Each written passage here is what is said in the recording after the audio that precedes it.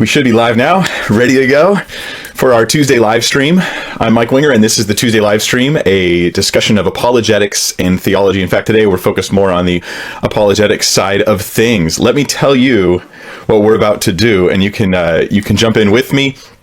With your eyes open, your ears open, with your brains turned on, we are about to get apologetical. Unapologetically. What we're going to do today is something I've been wanting to do for a while. I've been tackling lots of different issues on the Tuesday live stream, but today I want to tackle the issue of not just atheism in general, but specifically some of the more popular scoffing atheistic things that we see commonly. Those of us who witness regularly online, we know exactly what this is because, let's face it, the truth is, as Christians, we cannot win against the atheists. You can't win against them when the contest is who can scoff better or who can mock better. Mocking and scoffing is not a good way of finding truth. That's kind of the emphasis and focus I have today. I'm asking people to calmly and thoughtfully think through these issues. And what we're going to do is we're going to take a case in point, which is a guy named Ricky Gervais. Ricky Gervais is a very well-known comedian. He does a lot of different shows and movies and stuff like that. And he has a lot of videos online, a bunch of videos where he's mocking and refuting religion and belief in God in general. But the interesting thing about Ricky Gervais is nothing he shares is original. It's all like a composite of every sort of scoffing atheistic claim that you may have heard over the past 30 years. It's all kind of present in him. So he's obviously read those guys, he's watched those debates, and he's brought that information into his own makeup. And now he's bringing that on the road when he goes and he talks about those issues. So we're going to play video clips from Ricky Gervais, and then we're going to pause and try to think it through and try to rationally understand it. I try to labor to play everything he does, take everything he does and do it in context. I don't want to misrepresent him. I see no benefit in misrepresenting people. If I ever do that, it's certainly on accident, and I certainly would want to know about it. So this is Ricky Gervais, kind of the composite representative of modern scoffing atheism. Not all atheists are represented by this particular guy, but not all atheists are represented by anybody, right? This, however, is popular level atheism, pop atheism, you might call it, being that it actually has the strongest impact on people. Most people who are persuaded to be atheists, especially teenagers, especially junior high students, they're persuaded by this content. You know, new college students who get a hold of this stuff, they go, yeah, and then now, you know, they're leaning atheist, or at least for a season. Oftentimes it doesn't last. So here's what we'll do. We'll play the clips, we'll analyze them thoughtfully, and we'll try to get to your questions at the end of the live stream. So if you want to be asking me questions that I will respond to, put them in the live chat on YouTube. If you're watching on Facebook, I'm sorry, you'll have to go to YouTube if you want to get me these questions, but you're welcome to just watch. And what'll happen is throughout the course of this live stream, AJ Bernard, he's in the live chat. He's going to grab your questions and he's going to send them over to me telepathically with his magical skills, or through a messaging app, and I will answer those questions at the end of the stream. So let's just jump straight into it. This is the first video from Ricky Gervais, and it's a short clip. Listen thoughtfully and carefully to what he says. I think religion's greatest trick wasn't convincing some people that there was a God who was all-powerful. It was convincing everyone else that you couldn't ridicule the idea. Okay, religion's greatest trick. Obviously, that's pretty clickbaity, right? What is religion's greatest trick? There's a few things I want to point out, and because I think this content that he's got here is pretty consistent, right? One issue I have is that we're treating religion as an entity. Religion's not an entity. Religion is not like this one thing that sort of is out there doing things and acting in the world. That's not what it is. Religion's a category, right? Now we started this. The Christians, I think, started this problem, especially back in the 60s and the 70s. There was this big Jesus movement, and they said, I'm not, religious, I'm spiritual, or I don't have religion, I have a relationship. And the truth is, you have religion. Like you have religion. Religion is not this big boogeyman that's out there influencing the world. So what is religion exactly? Religion is the belief in and worship of a superhuman controlling power, especially a personal god or gods. This is just dictionary, Google's dictionary that pops up when you search these terms. That's a clumsy definition, but still, you get the idea. It's not something that's acting in the world. It's just, religion's just, a category of things. It's a particular system of faith and worship, or a term we're not using it as is a pursuit or interest to which someone ascribes supreme importance. That's more not the term we're referring to. So he goes, religion's greatest trick was convincing people that you can't ridicule it. That is incredibly revealing. Now, if you're an atheist and watching this, I ask you to just patiently hear me out. Just try to at least understand my points, and maybe put a pause on the scoffing for a moment. If that's you, if you don't scoff, you're not that kind of atheist, then you probably appreciate that too. You're probably irritated by that kind of scoffing as well. So I don't know what is supposed to be meant by this idea that you can't ridicule religion, or that religion puts out the idea that you can't ridicule religion.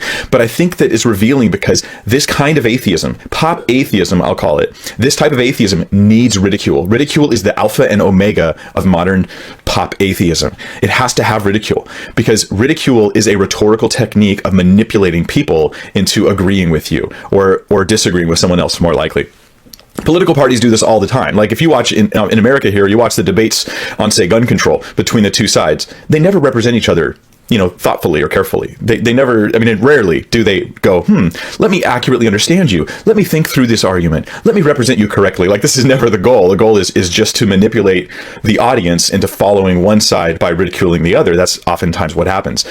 But anti-God groups do this all the time. Atheism does this quite a lot, this ridicule thing.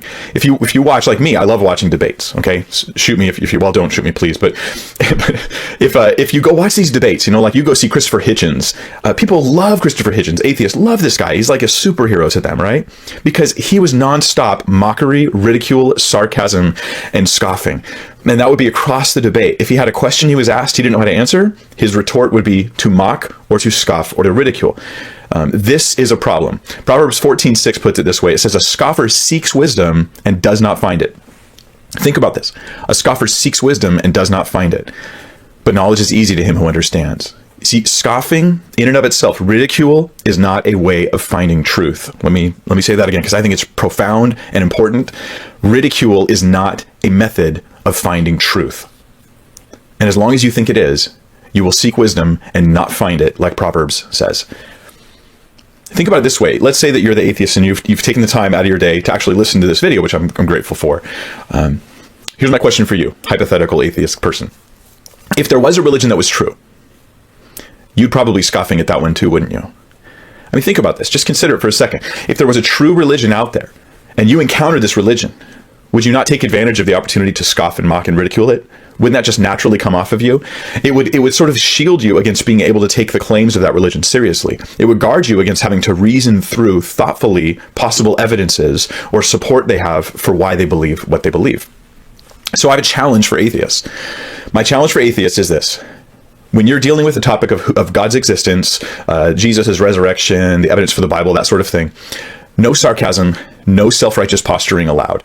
I think if you watch a debate between a Christian and an atheist, you will see that the vast majority of the stuff that comes off the atheist side is sarcasm and self-righteous posturing. And if you just take those two things away, that kind of mockery and scoffing, it has a very different effect on you. And you can maybe see clearly enough to at least weigh the evidence thoughtfully. So I know some will be offended by what I'm saying here, but I believe it's true, and I'm only saying it to be helpful.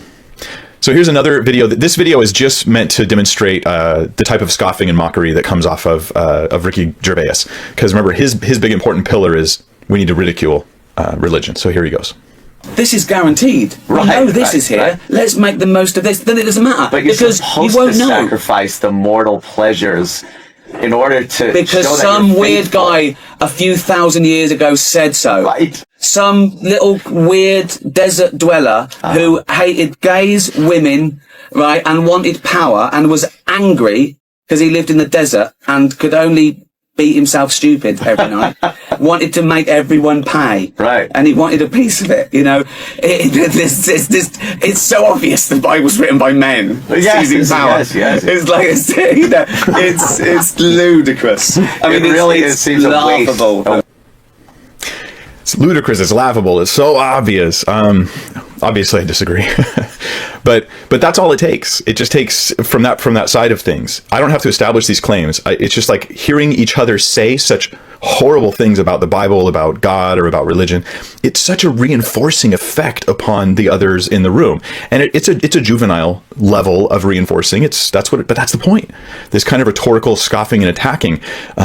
it's obvious to them. I understand. I studied the Bible for thousands and thousands and thousands of hours. I've studied the Bible.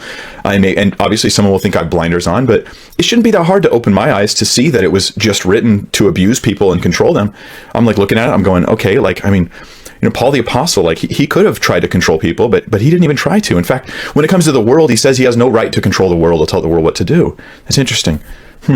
He encourages people. He says he doesn't want to give them orders as in his place as an apostle. He just wants to encourage them to walk in love. That doesn't sound like, the kind of stuff I see coming out of control groups and control religions like the Watchtower, the Jehovah's Witness group. I don't see that. The Bible doesn't fit that at all. Moses, he gave up his spot in Pharaoh's household to go around in the wilderness. His illustration is, I think, of Moses in the desert, right? Well, Moses was in the desert because he didn't accept that right high place he had, and he decided to give it up to have a bunch of rabble follow him off into the desert. This just doesn't fit the rhetorical scoffing that they have, but there's no thoughtful consideration of the scoffing claims. That's the problem. It's just scoff after scoff. Now, it bothers me, but it doesn't hurt me. What it hurts is the person who falls for it. It hurts the person who believes those sorts of scoffing things. So what should we do with religion? Obviously, there's lots of religious claims out there. We shouldn't scoff and ridicule them. We're not going to discover which one's right or wrong by mocking. What we should do is we should test those claims. Now, this is what I do. I try to test those claims. The specific claim he mentioned in that video was the existence of an all-powerful being, a God. So I think that we have philosophical arguments for God. We have we'll get to this later. The what's the reason for something existing rather than nothing? As you really track that down, that becomes a very powerful, I believe, reason to believe in God.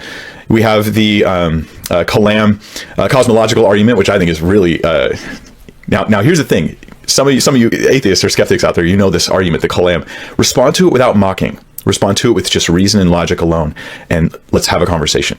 There's also the argument from fulfilled prophecy, one of my favorite, which I have videos on online, and you're welcome to answer those. I can hardly get an atheist to respond to my videos on prophecy, which would be evidence that a supernatural creator being communicated to us through the Bible, which is pretty important. I've got 10 videos on prophecy in my Evidence for the Bible playlist on YouTube. I recommend checking it out. And if you want to tackle one of those videos, pick a prophecy and let's go head to head on it. Let's discuss it rationally. That seems like a good way to test if these beliefs are true. We have a belief in God is properly basic. Alvin Plantinga talks about that, a well-known philosopher. The argument from design, the argument from the existence of personhood or free will. And God tells us to test things. So test all things, hold fast what is good. This is where the conversation should be. Not ridicule, but testing and saying, hey, is there really reason to believe in God? I think that's a great question to ask. And as I asked it in my own life, when I went through kind of like resetting my beliefs and going, can I really verify everything that I believe? I was well convinced by the evidence. So let's go to another clip where Ricky's going to talk about, in his mind, what causes religion. And this kind of scares me, to be honest. His plan on how you can fix the problem of belief in God. Now, this is not something only he says. I've heard lots of atheists and skeptics say this. Bill Nye has implied the same sort of thing. Listen carefully to this. It's when you get them. I think there'd be more atheists and less faithful if you weren't allowed to teach anything. You weren't allowed to mention any gods or any beliefs or atheism, right, until they were 20. I think we'd see a different pattern. He thinks we'd see a different pattern if we could do what? Let's just take him at his word.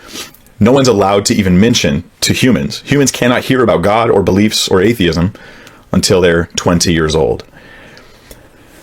There's two issues with this. For one, it's just the issue of freedom. Here we have to, the only way to enforce this is to have a government that controls the thoughts and speech of all the people in its community so that they cannot speak about God until someone's 20 years or older.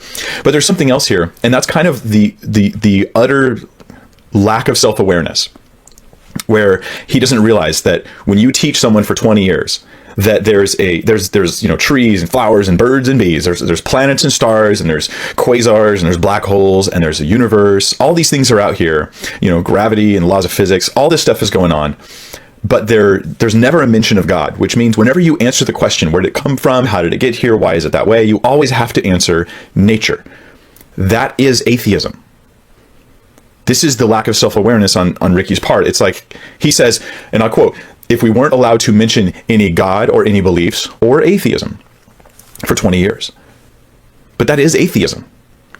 Atheism is simply everything exists the way it is without God. That's teaching atheism. This is institutionalized atheism without even the admission that that's what it is. And that's what bothers me. Like, you can't actually get on the fence on this issue. If you're going to sit down with students and you're going to teach them about the nature of reality, and you pretend to be unbiased, but you do not allow discussion of there being a God, well, then that's atheism. That's just, and what's worse is that it's forced. That concerns me on a different level, because I don't want there to be anybody forcing religious indoctrination or religious de-indoctrination upon the populace. I think that this is a bad thing. So that's kind of weird. That's the plan for culture. But I find that a lot of atheists, not all, but pop atheists, absolutely, they're very confused on what atheism actually is. And so here's a quick video where he's going to talk about what atheism is.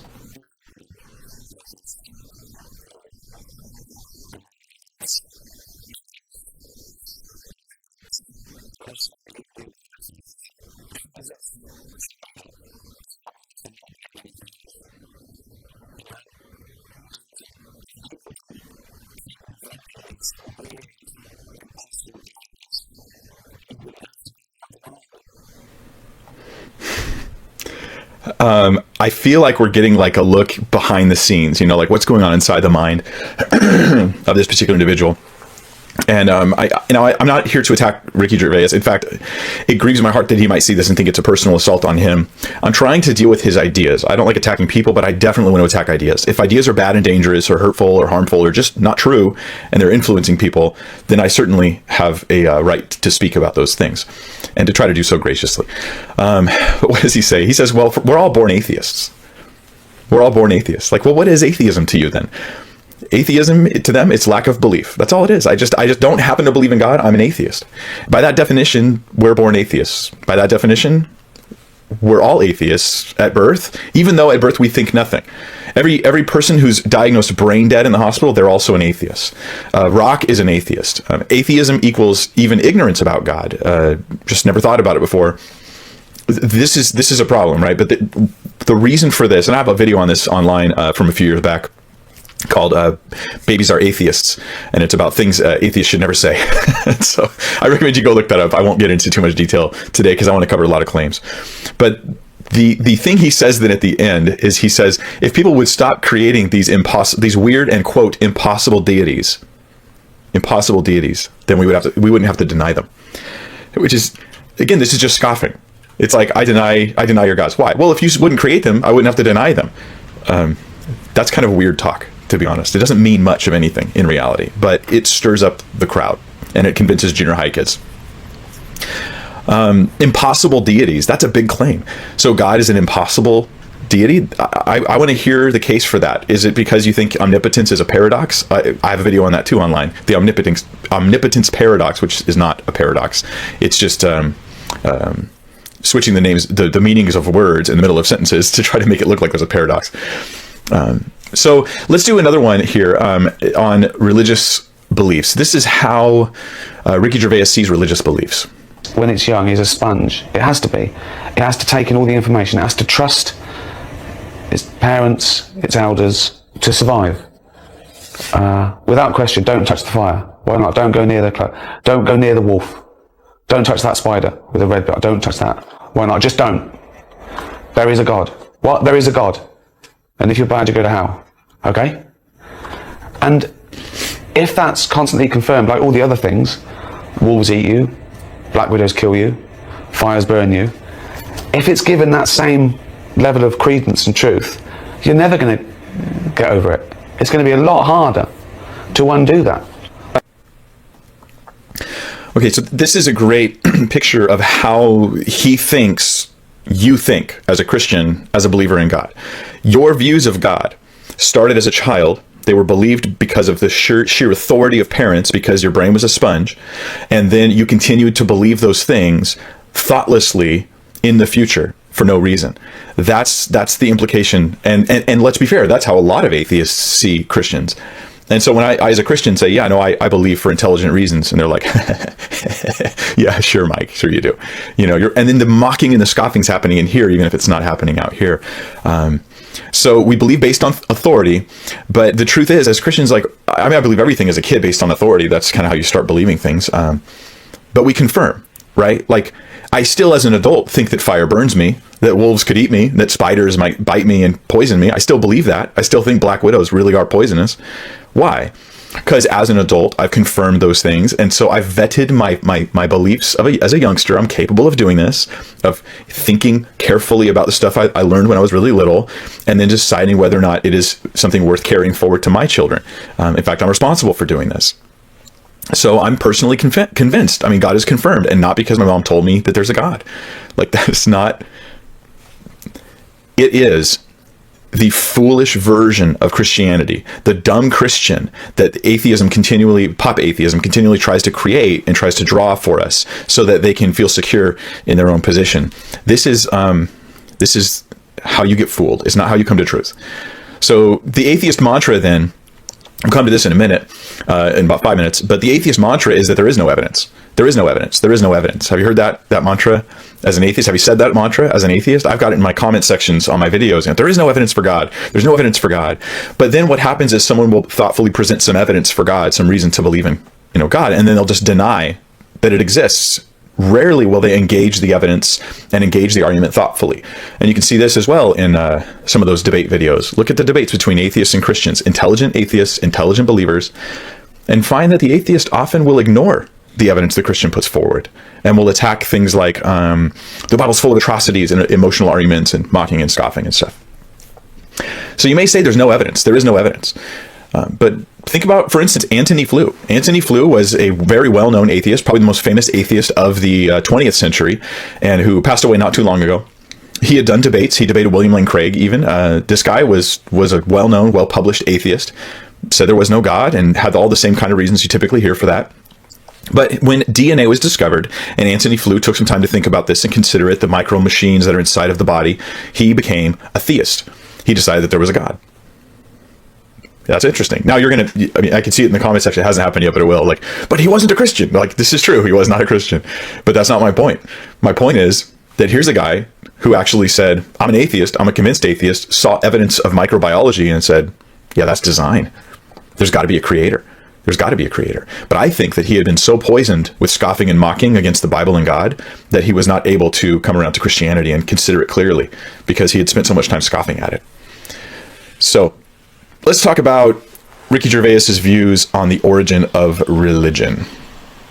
I think the myths came up, maybe, often as a stopgap to knowledge until we find out more. The earth is flat. No, we've proved now. Okay, the earth's not flat. We were wrong. Okay.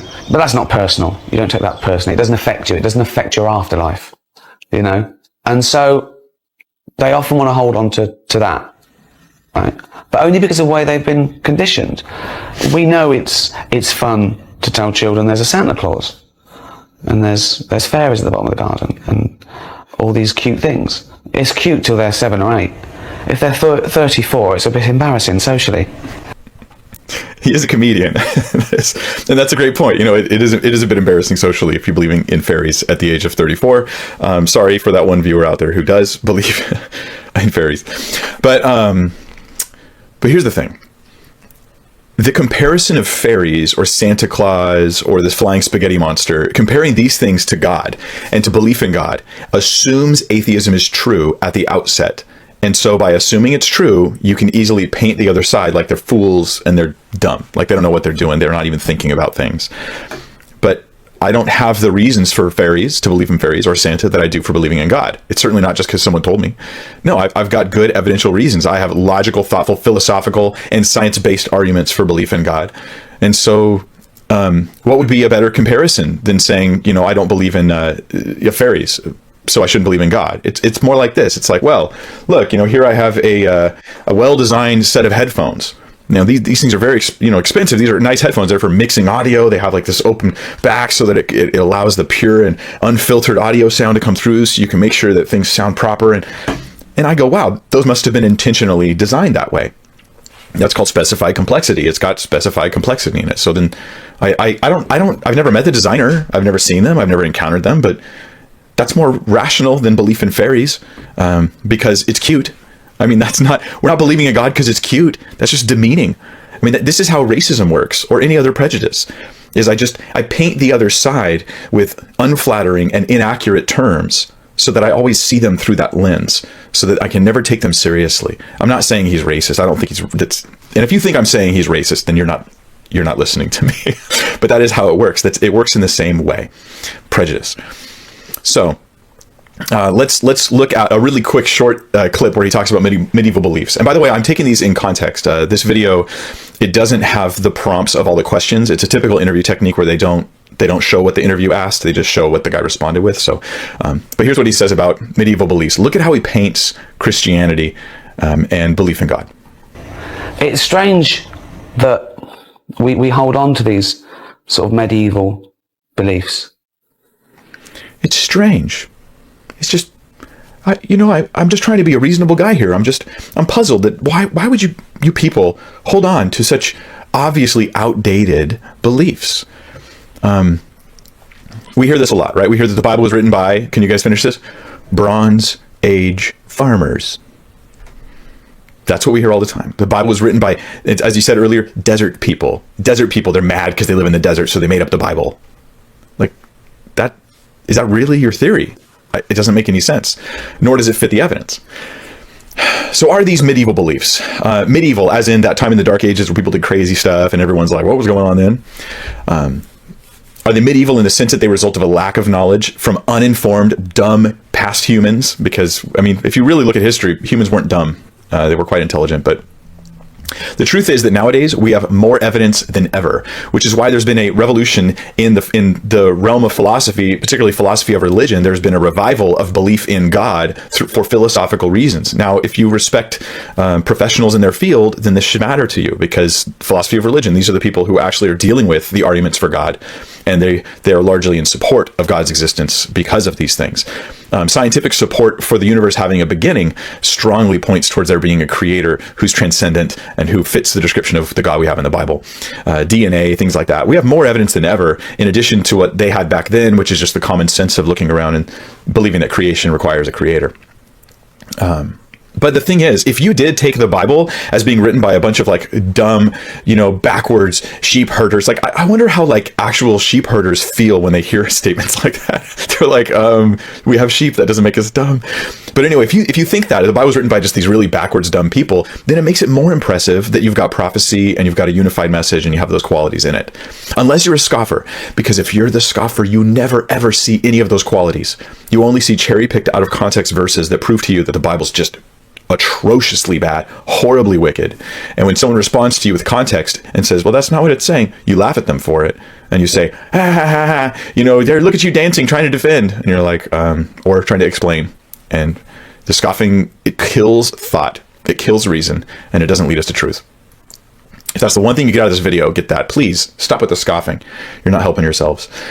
All right, let's look at the common modern atheistic view, pop atheist view of science. Science is the superhero. Science is the most impressive, wonderful, beautiful, awesome thing in the world out there, even though they're not sure what they mean when they say science oftentimes. This is what he says. I think it's very important you challenge your own beliefs. I mean that's what science does, really. It doesn't constantly try and prove itself right.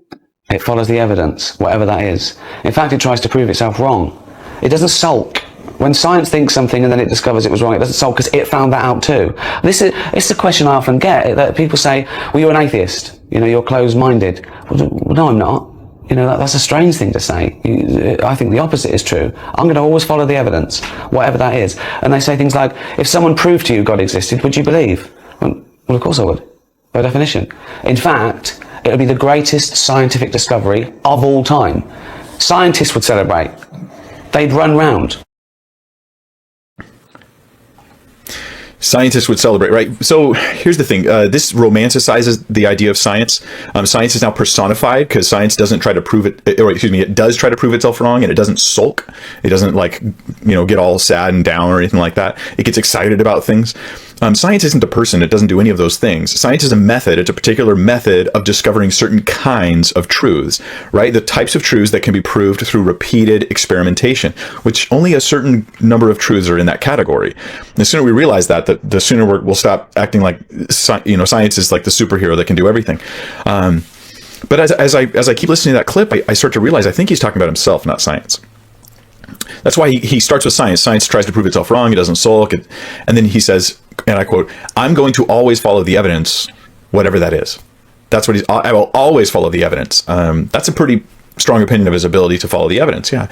If someone proved to you that God exists, would you believe? And he says, "Of course I would, by definition." So I think what we'll see, though, is that this is not the case. And in this case, I would ask if maybe someone could send him this video. Like, just consider what I'm saying here. I'm trying to reason here and take the mockery and the scoffing out and just get to the actual facts, right? Are scientists really like this? Do scientists hate, or excuse me, love being proved wrong? They rejoice in it? Of course not. I mean, scientists are humans. They're not these alternate versions of human beings. They don't like being proven wrong. They like proving other people wrong. They like being the one to discover new things, but they don't want to be the one where you find out that what they said was not accurate or untrue. They're human. They resist change just like most humans do. So this is why the scientific community was so slow to accept the whole idea of Einstein's whole theory of relativity and Big Bang and all this stuff that was implied there. Because, among other things, it implied the universe had a beginning. And the predominant theory of the time in the early 1900s was that the universe had been eternal in the past. Even though that's philosophically problematic, that was the scientific perspective. Now they say, no, it's not past eternal. It can't be. And right now, many people are scrambling, trying to find a way for the universe to be past eternal, because if it's not past eternal, then there's probably a God that made it. So there's just really working at it. And I hear one of two answers from atheist scientists. And one of two answers is, I have a new gimmick for how the universe can be, not past eternal, but somehow there's no God. So they have like a solution. Stephen Hawking keeps coming out with book after book refuting his old book because he keeps changing his mind. But he's trying to work towards it. And don't get me wrong, he's a genius. I get that. But genius and right are not the same thing. The other response I hear from atheist scientists is, stop asking the question, who cares? We don't care what came first. We don't care what it came from. And to me, if you're a scientist saying, I don't care about the answer to a question, something's wrong with you. So this treatment of science, I don't know, it's like Superman. It's not accurate. And it's ultimately atheists talking about themselves and lifting themselves up as though they are kind of without prejudice, without false judgment, and they're only following the evidence. So this gets me to the next video, which is about the idea of evidence. Is there really evidence for God? Well, here's Ricky's response, which represents the vast majority of atheists I've encountered and talked with. At the moment, we have no evidence for the existence of any God or anything supernatural. Never have. Possibly never will. But who knows? None. No evidence of any kind. That's the claim, and I've heard it over and over and over again. And as I started to ask myself, what really is the evidence, if any? This is Moxie, by the way. She's invited to this live stream. What is the evidence for God? And I started to dig in to get answers to those questions. I was very satisfied with good, real answers of evidence for God, as in, this helps it make more evident that there is a God. Now, what often atheists will do is they'll elevate their standard for evidence so high that it has to be a piece of evidence that provides 100% total proof without any possible shadow of doubt. But you don't do that with anything else in life. I don't do that. If you have a standard view of what evidence is, the kind of evidence that convinces you of anything else, then you have lots of evidence for God. Absolutely. But this is where science comes back in, right? Super science comes in, and science is a way of only studying certain kinds of things, right? If I can put it in a beaker, I can study it with science. If it's about a physical law, I can study it with science. And so here's Ricky Gervais's idea of how you would test for God using science. And I want you to listen, take the scoffing out, just kind of filter that as you hear it. Think about the rationality of this jar of gaudiness that he wants.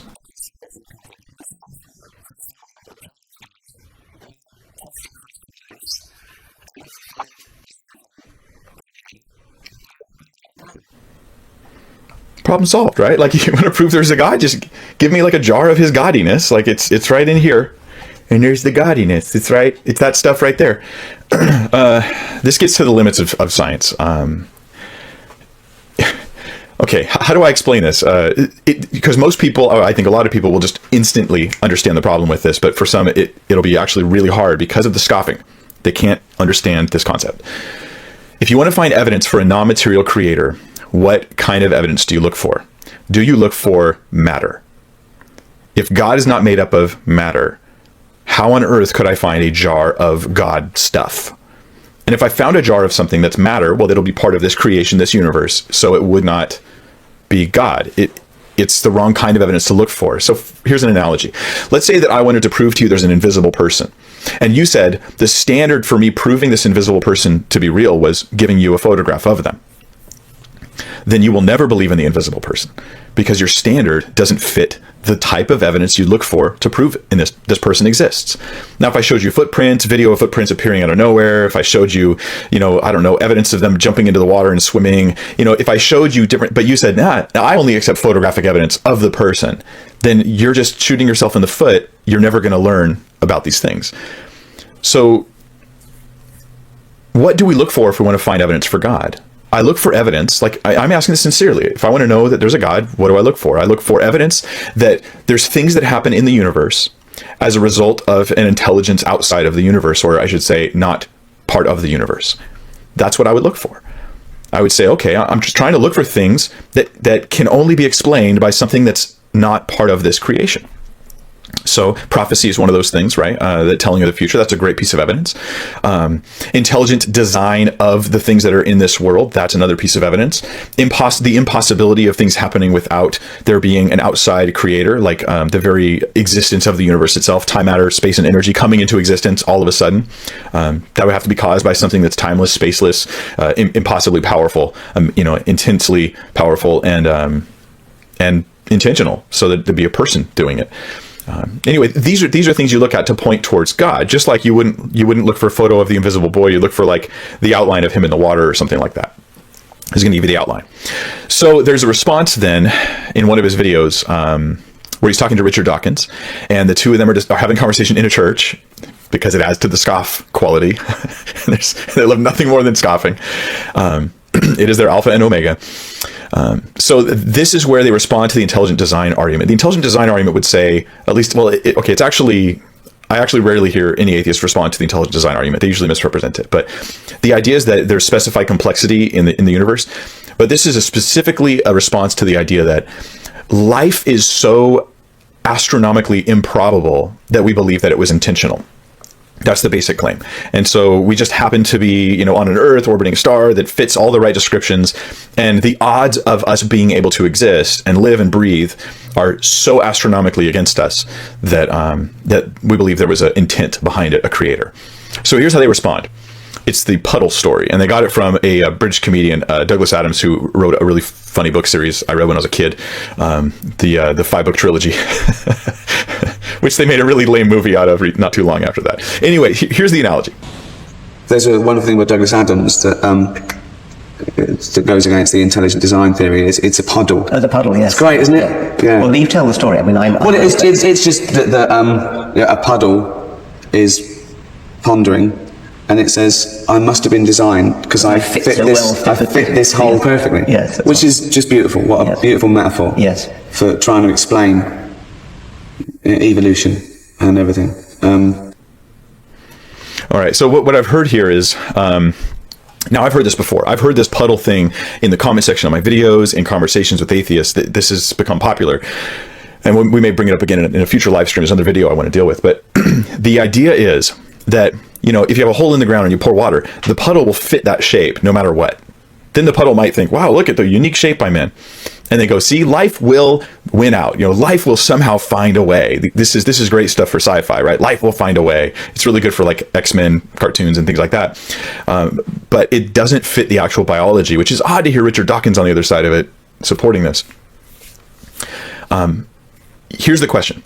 If the puddle itself, the water, represents life, and then the hole in the ground represents the universe being in a particular shape, the laws of physics, gravity, strong and weak nuclear force and things like that. The Earth, the improbability of our planet itself, needing things like Jupiter to be like a cosmic vacuum, things like this that all have to be in place. The right atmosphere, the right amount of water, the existence of carbon. These things all have to be there. If that's represented by a random puddle shape, then that's inaccurate, because life can't take on any form and find a way to exist just anywhere.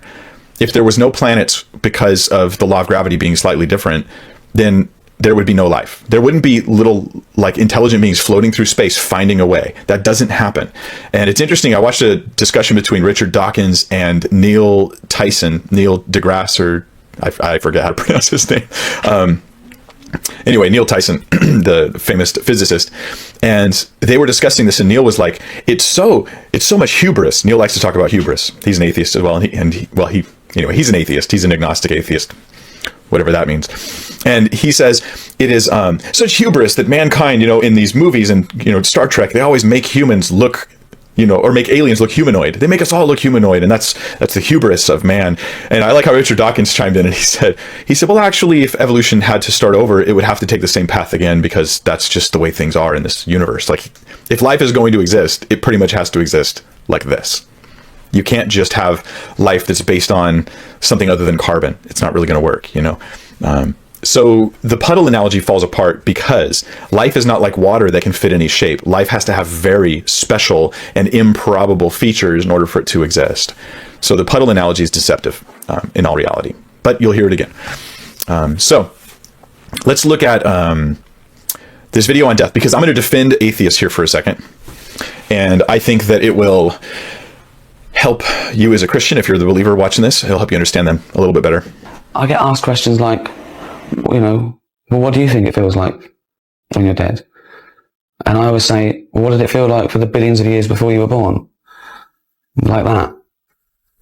So the idea here is this. It's like a lot of Christians are like, man, aren't you afraid to die as an atheist? There's a certain fear of death probably that they have, but not like you're thinking. They're not afraid of judgment. If you're truly a convinced atheist, if you are, that far down the rabbit hole, so to speak, you're totally convinced of it, you're not afraid of death. Death would be like going to sleep, it might hurt when it happens, but you just, in your opinion, there's no consciousness. It's not like you're conscious in darkness forever. There's nothing. I think that it helps us as Christians just to recognize that that's the mindset and mentality of an atheist. So when he talks about being afraid of dying and stuff like that, it's not, unless their consciousness is somehow by the Holy Spirit aware of the fact that there really is judgment coming, and God's working on their hearts in that way. If they really are truly darkened like that, they're not going to be impressed by issues of death, questions about death. I think, though, it's revealing that most atheists I talk to, when I have talked to them about death, they actually like the idea that one day they'll die and just stop existing. I think that's very revealing. They prefer it that way. And I think that has to do with a somehow, I'm guessing here, but maybe some awareness that the alternative is bad news for me. I've spent my life denying God or maybe speaking against him. So if I died and found out I wouldn't be happy about eternal life. So most atheists I meet they'll lift up life and they'll talk about how great life is, but then they'll talk about how terrible eternal life would be. And to me, I think, you are, thou doth protest too much. Methinks thou dost protest too much. Of course, eternal life would be fantastic. To come against it and then say that life is great is confusing to me. Life is great, but I don't want more of it. Yeah, that doesn't make sense. All right, so let's look at the next one, which is Ricky Gervais. He gets asked the question, or to himself, he asks the question, why don't you believe in God? And then he answers it. So he fed himself the question. So why does he answer it so weirdly? And there's also this strange thing that I get from faithful people. Why don't you believe in God? Well, that's a very strange question. Why don't you believe in God? You came up with it. What? Like, I didn't come up... Look, you fed the question to yourself. You answered it with, you came up with it. The whole idea is, this assumes atheism is true to say, therefore, I don't believe in God. Because if you did just come up with it, well, but that's not even true. Like, belief in God goes back as far as we can go back in time. As far as humans have gone, as far as we know, there's always been belief in God. And it's sort of a natural state, even without being educated about God. The evidence is that humans will not reinvent the wheel. They will rediscover the truth that there is a God if they are just not indoctrinated otherwise. That seems to be the evidence. So kind of a strange strange thing, but they're meant to be one-liners. He's trying to find a way of scoffing his way around the question.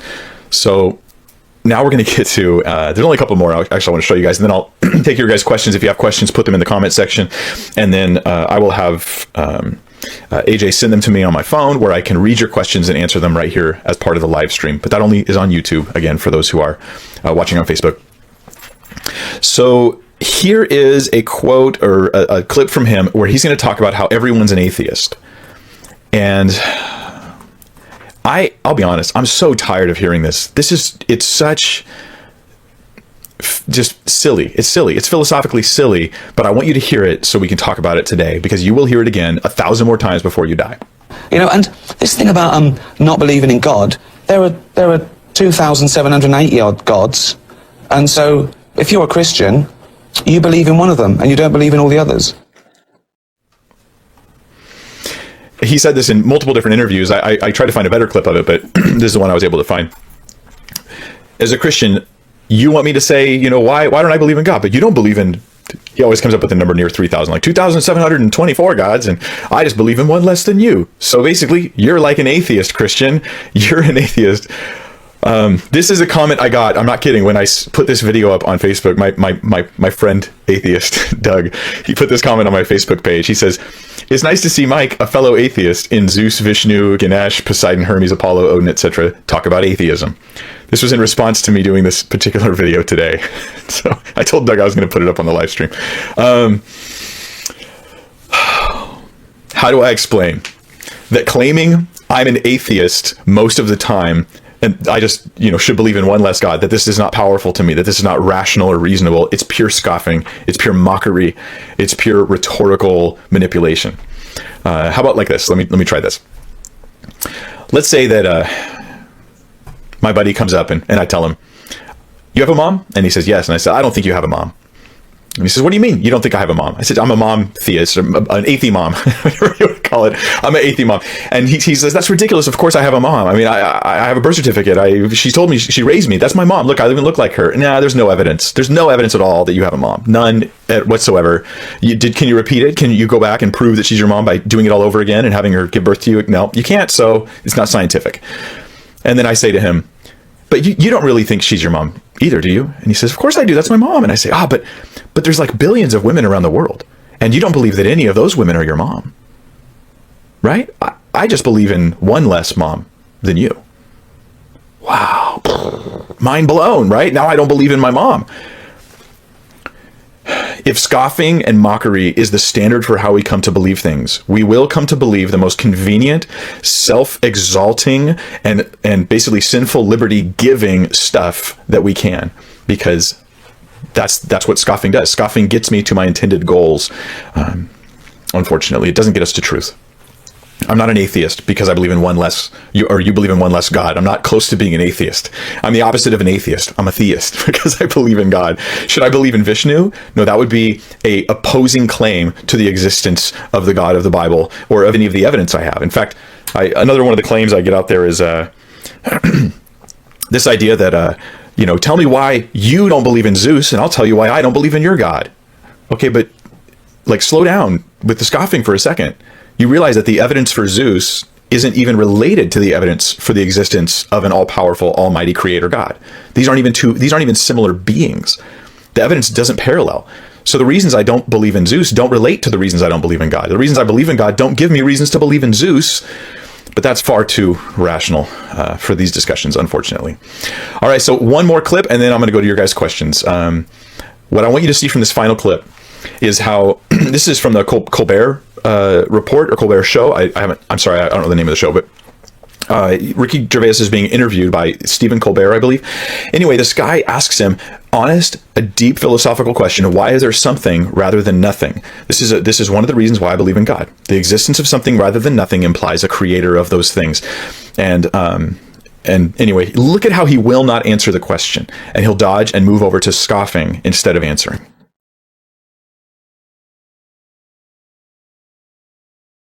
Hold on, this video is... Did you want to debate the existence of God? Okay. Yeah. So, Ricky Gervais, why is there something instead of nothing? That makes no sense. You have to answer that's not the two choices. That's not the choices I'm giving you. I'm the host. Well, I don't... You want to concede the debate? Why is there something instead of nothing? Hold on. Yes. What do you mean, out of nothing? What do you do? Why is there something instead of why is there nothing? Why does the universe exist at all? Why is there something? But surely the big question is not why, but how. Well, why is it relevant? Okay, fine. How is there something? Because you think of God as the prime mover. How is there anything? Well, I don't. This is a ridiculous Is there a prime mover? If Is there a demiurge that started everything? Well, outside science and nature, I don't believe so. Because the interesting thing is, this is the thing, right? So I'm an agnostic atheist, technically. Agnostics, it means no one knows whether there's a God. So everyone's technically agnostic. We don't know. That's true. So an agnostic atheist is someone who doesn't know there's a God or not, as no one does. So you're not convicted of your atheism? Well, I am. Sure. No, I am, because atheism is only rejecting the claim that there is a God. Atheism isn't a belief system. Atheism. So this is atheism in a nutshell. You say there's a God. I say, can you prove that? You say no. I say, I don't believe you then. Okay, so he did not answer the question. He changed the subject. He moved it into territory he's comfortable with. Like, I'm just rejecting a claim. And then he smiles because he's like, ha, gotcha. So the issue is, it doesn't matter. It doesn't matter why we should believe that, there's something rather than nothing. How did that happen? Will not answer the question. Will not deal with the question. I mean, that has got to be one of the most profound questions in all of reality. But if you want to be a consistent atheist, it's hard to deal with that question. So he just dodges it. Let me see. There's more that we could cover. What I wanted to do today, and I hope this is effective, is expose that scoffing, not logic, is the foundation of pop atheism. And that if we can get people to stop scoffing and mocking, then we can get them to think carefully about the issues and perhaps create more belief in God. I mean, it is intelligent to believe in God. Believe in God is reasonable, it's rational, it's the best explanation for the evidence we have. And so my encouragement would be, Christian, if you're out there sharing with atheists, don't get into a scoffing match. They'll win. They're better at it than you. And it means more to them than you. Their beliefs depend on it. So just speak truth, dodge scoffing, try to just be rational and be consistent in that. And hopefully you can bring them over from the dark side into the light. So I'm going to go to your guys' questions right now. From Ryan White, it's Mike, most atheists have a vehement hatred for religion. What's interesting is when you look at it, they were all religious at one point. You can't hate something you don't believe in. It's almost as if they were hurt and have a grudge. Agnostics don't do that. Any thoughts? I have a couple thoughts on that. There are some atheists that are actually angry at God, and it comes out in their content. Others, they're not. I'm just being honest here. I don't think they're angry at God, at least not in their knowledge. They're not. If they are, they're not aware of it. And I wouldn't try to convince them of it. They're angry at the pillars that they feel are wrongly influencing either their life or the lives of those around them. They're angry about being told what to do or being. I mean, you can name it. Like, right? You could string together every religious horrific thing that's happened in the past and make that the reason why you're angry. And it'd be like, yeah, man, well, that terrible thing happened in the name of religion, so you're mad. So personally, I don't attack why people are angry. That's why this video today is about the method they have for discovering truth or convincing others of truth, being scoffing and ridicule instead of logic and reason. And so that'd be my thought. I'm sorry if I rambled a bit there. Some of them, yes, you're describing accurately. Others, I think it's a little different. From Hunter Bailey, it says, Mike, I do wonder, when you encounter somebody who is like this person, like Ricky, how do you recommend responding, taking back the conversation? Man, I pray for wisdom and I seek the Lord on those issues, and I'll be like in the middle of it praying. The first rule I have is to not compromise my own character. Another thing is to just listen, actually. So I often repeat back what I hear. So if he said, you just believe in one less God, and I might just repeat it back. Like, so you think that's a good reason to be an atheist, is because there's only one God belief difference between us? Help me understand how that makes me an atheist. So what I would do is I just try to get them to slow down and break it down. And I don't know if this is the best tactic or not. I'm just telling you what I would do. So get them to slow down and get them to piecemeal out the logic of their thinking, because there's problems with that logic. So if I can get them to reflect on it thoughtfully, then that would be good. Questions are fantastic for that. The biggest issue here, and this goes with every time you're discussing religion, the Bible, with whether it's a cult group, an atheist, even another believer, is to get them to not change the subject. If they brought up I believe in one less God, then let that be the conversation. Let's talk about that concept. How does that influence me? Why should I care that you believe in one less God? How does this relate to the evidential case for God's existence or something like that? So yeah, just control that it doesn't change subjects. You'll notice he does that a lot. Ricky will just get onto a mantra where he repeats, like in his pocket, he's got all these scoffings, and he's like, scoff, scoff, scoff, and he throws all the scoffings down.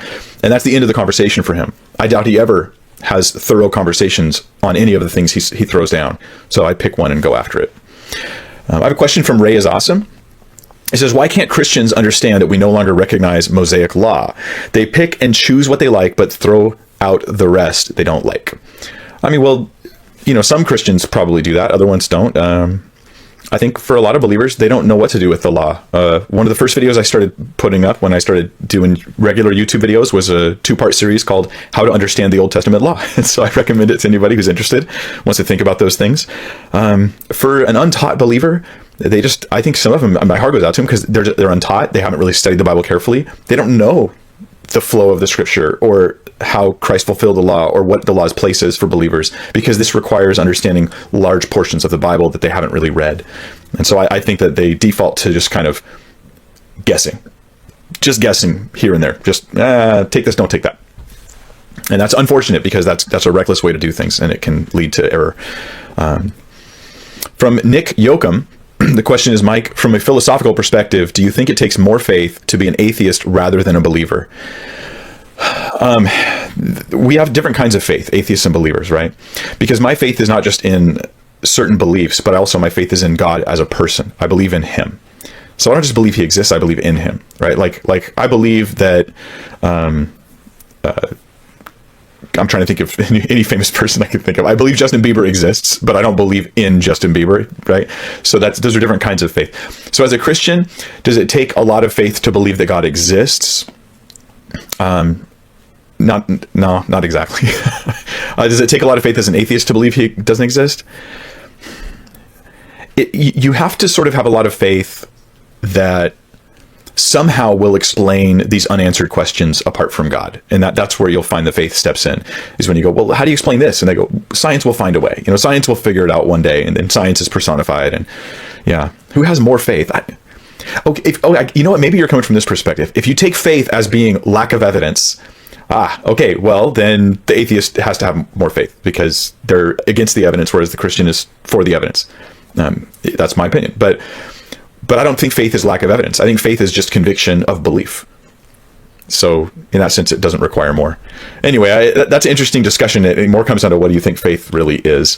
Faith is not lack of evidence. That's a modern scoffing thrown upon faith. Okay, I have a question here from Kate the Great. How do you respond when atheists call you stupid for believing in God and calling him Sky Daddy? Oftentimes, if I have an atheist who tells me I believe something I don't believe, I just tell them, well, I don't believe that. I never respond, irritated or angry. I try to never do that. But if they said, Mike, well, I don't believe in some sky fairy, some sky daddy, and I'll go, I don't believe that either. Why do you think I believe that? What do you think Christians believe about God? And I put the onus on them, since they're going to tell me what I believe, to tell me, what do you think it is that I'm believing? I get this a lot, and he might be watching. Eventually, he'll watch this. Probably Doug the atheist did this continually in my discussions with him, as he would misrepresent my position. It was like talking to Kathy Newman, and. I'm going to hear something about that, I'm sure. So I challenge them on it. I never let an atheist tell me what I believe. If they're inaccurate, I always ask them, why do you think I believe that? Like, there's no big God in the sky, some old man in the sky. I'd be like, I agree. How does that have anything to do with my actual beliefs? So don't become the straw man that they're trying to create you into. Ray is Awesome has a question. It says, okay, how do we as Christians not get painted or framed into ignorant when debating atheists? For some reason, Christians are prejudged as stupid. How do we beat this presupposition? The best way to beat it, in my opinion, I'll give you at least one tip, is stick to what you know. Never pretend to know something you don't know. Never mention something in a very tough conversation between you and a non-believer who's challenging you. Don't be like, I heard this once in a video, I'm just going to repeat it now. Make sure that you've, vetted those things a little bit first. It's okay to say, I don't know about that. So in other words, being honest about your own ignorance will keep you from being painted as ignorant, because it's when someone catches you overstepping your own knowledge that you get in trouble. I spend lots and lots of time studying. I'm able to pull from that a lot of information and facts and ideas. Most people don't have that much time. So I would not expect them to do the same as me. I would say, stick to what you know, and then you will always be an informed person about the things you speak to. All right, it says here, this is, I believe, from AJ. Agnostic atheism is ridiculous. He says you cannot both. This is a comment from AJ. He monitors our comment section, so he gets special privileges. Agnostic atheism is ridiculous. You cannot both allow for the possibility of a thing and also deny the thing exists. If by atheism you mean only someone who lacks belief in God, then atheism is a claim only about the atheist, not about the objective reality. This is a profound point. Maybe, I don't know, that I became aware of it maybe 10 years ago, but it's been going on longer than that. There's a redefinition of the terms agnostic and atheist, but it's just a chess move to try to create a impervious atheism, try to create an atheism that can't be attacked. I'll redefine it as something that you can't defeat.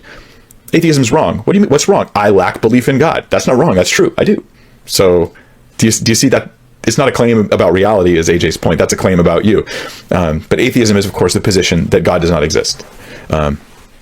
Interesting how Ricky earlier, he said that everyone's agnostic because nobody knows. And Steve Colbert agreed. And I thought, that's silly because, like, I know that I'm doing a live stream right now. Now, do I know it like 100%? Could I be delusional? I could have accidentally had like bad yogurt this morning and I'm just totally deluded right now. Nothing's really on the screens in my computer and the power's out in my house and I'm just sitting here delusional. Not sure, that's a possibility. But I know I'm doing a live stream, and so do you.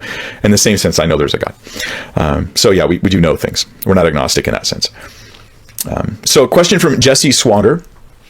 It says, what is a good response to why doesn't God just reveal himself to everyone like he did with, say, Moses or Paul? From Moses or Paul. Why doesn't God reveal himself to everyone? I believe God has revealed himself to everyone. Now, the question is, like Moses or Paul. So Moses would have probably already believed in God when God came to him in a burning bush, right? Paul already believed in God, didn't understand who Jesus was, that Jesus was Lord, was ignorantly persecuting the church, and Jesus appeared to him. But this is now a question about why God doesn't A, B, C, D, this thing that to me seems like it would really help people. I don't know the answer to that question. I'm afraid that me trying to answer, especially off the cuff, will come out with really weak sauce answers that will not do justice to the question. But I'll say this, that I do believe God has revealed himself. I think creation screams that there's a God. And I mean, I'm convinced by it. Most humans would agree that creation declares the glory of God. It's the minority of people that don't agree with that and think that that's not the case. So I think God has revealed himself in conscience and creation, enough that men are accountable for those things. So then I got a hit up from Sentinel Apologetics. It's Rob. He says he's in Hawaii watching. That's nice, man. In Hawaii. Well, I wonder what time it is over there. Yep, good to see you. That's another one of my YouTube buddies that I've met through this awesome platform, YouTube. I'm so glad I get to do this. I'm so glad you guys get to be part of this live stream. And we get to take this content and just have a conversation about it. So don't forget the takeaway today.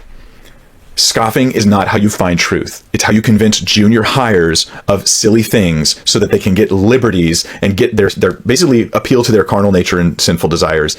That's how you do it. You scoff and you mock and you ridicule. It works well when you don't want logic and you don't want reasoning and you don't want to actually get the truth. So not every atheist does this, but probably the majority of the ones I encounter do. And I think and they will perceive this as a personal attack. This is not a personal attack. You're just dangerously and foolishly wrong. Now, if you think that's a personal attack, then you can just scoff at me and dismiss everything I say and not think about any of the logic or reasons I've given. But that'll be to your own pain, I think. So, yeah, that'll do. Next week, I do plan on doing a live stream, but I have not yet figured out what it will be on. We got our youth camp coming up this week and stuff, a bunch of things coming up. So we'll see. I'll try to post on my Facebook page a notification of what I'll be covering that day. And I want to give a real quick announcement. It's something I'm kind of excited about. I actually have a website now that you guys can check out, and it's BibleThinker.org. It's not complete, but it has like over 150 videos on there that are categorized. You can actually use the search bar to find what you want. They're organized by series and organized by topic, and it's all free. You can actually download the videos if you want with the click of a button. You can download my notes. If I have notes for that study or that message, I made them available. If I did a PowerPoint, you could download that all for free, and you can use it even in your own teaching and sharing.